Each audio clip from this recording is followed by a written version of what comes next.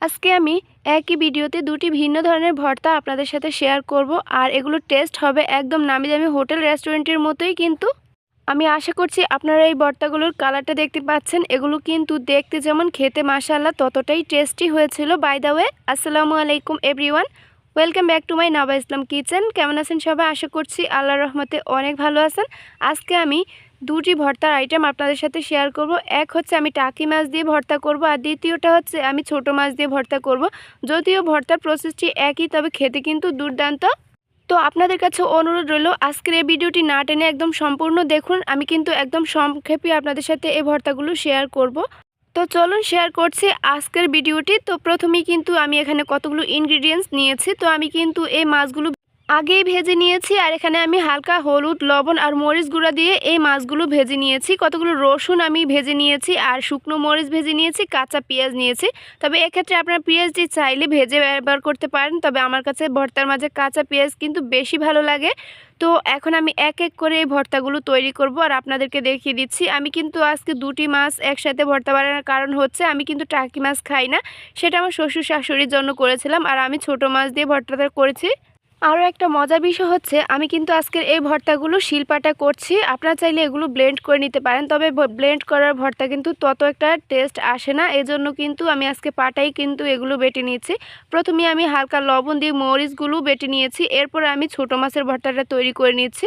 সাথে আমি কতগুলো রসুন কলি এখানে ব্যবহার করলাম, আর এটা ভর্তার মাঝে দিলে কিন্তু ভর্তার টেস্টটা অনেক গুণ বেড়ে যায়। অবশ্যই কিন্তু এই রসুনটি এখানে ভেজে ব্যবহার করবেন। তো আপনাদের সাথে কথা বলতে বলতে কিন্তু আমি মাছগুলো অলরেডি বেটে নিয়েছি, আর এটা একদম মিহি করে পেস্ট করতে হবে, যাতে কোনো রকম কাটা না থাকে, গলায় ফুটে যাওয়ার সম্ভাবনা থাকতে পারে।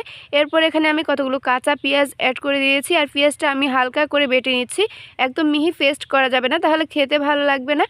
লাস্ট মোমেন্টে অ্যাড করে দিয়েছি কতগুলো বিলাতি ধনিয়া পাতা। আপনারা চাইলে নর্মাল যে ধনিয়া পাতাটা আছে সেটা ইউজ করতে পারেন, তবে এটার স্মেল কিন্তু অনেক বেশি ভালো লাগে। এগুলো কিন্তু আমার বাড়িতেই আছে, সেটার জন্য আমি এটা ব্যবহার করি। আপনাদের সাথে কথা বলতে বলতে কিন্তু আমার ভর্তাগুলো তৈরি হয়ে গিয়েছে। তো আমি এগুলো সবগুলো উপকরণ একবার ভালো করে মিক্স করে নিয়েছি। আবারও আমি পাটায় কিন্তু কতগুলো মরিচ নিয়েছি আর সামান্য লবণ অ্যাড করে দিয়েছি। আমি যখন মাছগুলো ভেজে নিয়েছিলাম তখনও কিন্তু লবণ অ্যাড করেছিলাম। অবশ্যই কিন্তু এই লবণটি দেখে বুঝে শুনে দিতে হবে। এখানে কিন্তু আমি অনেকগুলো রসুন কলি ব্যবহার করেছি, আর এই যে মরিচের সাথে লবণ দিলে কিন্তু মরিচটা খুব দ্রুত পেস্ট হয়ে যায়, মানে একদম গুঁড়া গুঁড়া হয়ে যায়। এরপর রসুন সহ আমি বেটে নিয়েছি। এখন আমি মাছগুলো ভেজে রাখা এখানে বেটে নিচ্ছি।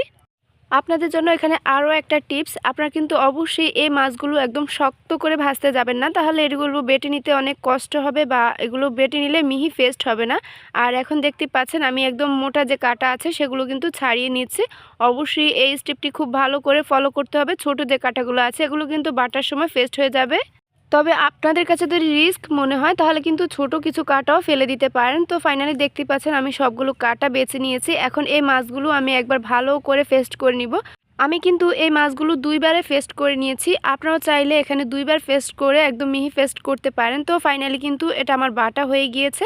এখন আমি আবারও কতগুলো কাঁচা পেঁয়াজ এখানে অ্যাড করছি। আমি আবারও বলছি, যারা কাঁচা পেঁয়াজ খেতে পারেন না বা খেতে চান না তারা কিন্তু চাইলে এখানে পেঁয়াজটা ভেজে ব্যবহার করতে পারেন। আর এখন আমি এখানেও কতগুলো বিলাতি ধনিয়া পাতা অ্যাড করে দিয়েছি। এখন যেহেতু শীতকাল আর প্রচুর পরিমাণে বাজারে ধনিয়া পাতা আছে, অবশ্যই কিন্তু ভর্তার মাঝে ধনিয়া পাতা অ্যাড করবেন। ধনিয়া পাতার যে সুন্দর একটা স্মেল সেটা কিন্তু অনেক বেশি ভালো লাগে। আবারও আমি এই সবগুলো উপকরণ হাত দিয়ে ভালো করে মিক্স করে নিচ্ছি। আসলে আপনাদের কাছে এই ভর্তা কেমন লাগে সেটা আমি জানি না, তবে আমার কাছে কিন্তু ভর্তা হলে অন্য কিছুরই প্রয়োজন হয় না। আমি কিন্তু অনেক বেশি ভর্তা খেতে ভালোবাসি।